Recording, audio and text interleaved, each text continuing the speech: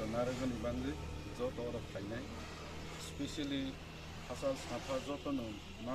majaga musu ui Khainai ro no ani khapani hamjabna tini jeng Khailaikha Muito khaitai tini late Bikram Jamatiano bo asaika 1947 6 November bo no tini hani bangi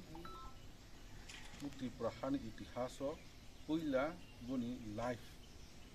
jaga ni tuiwi जीवन रना इनके बहुत थ्रीमनी साल तीन है दिनों गाड़ी को खा 1972 में गाड़ी को खा पुरानी गाड़ी को खा वो जागा से लेबुई कोलंगा बाई सुजा गई थी इन्हीं से मुझे खाई था तो मानी उमले वो selflessly sak no yaka hui boni jan pran jati ni bangai bachi ha ni bangai romani bangai tini chini bangai bo inspiration ngani boni theke sing sikha na thai je self interest ni sakabo jati ni bangai ha ni bangai first priority robui chini life no sing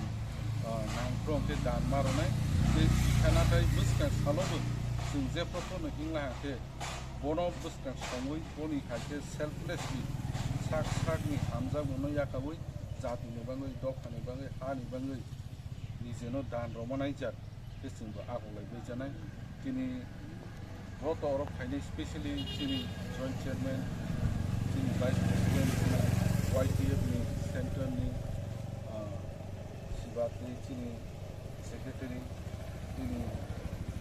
sub zonal chairman hasal khanu phaibaibo chini land ni joto phainai no ang Khailaikha khapangni hamjakma bini haisalo जों inspiration na thai chini jati ni bangai जों buskang agolai bijana hi ang no koyui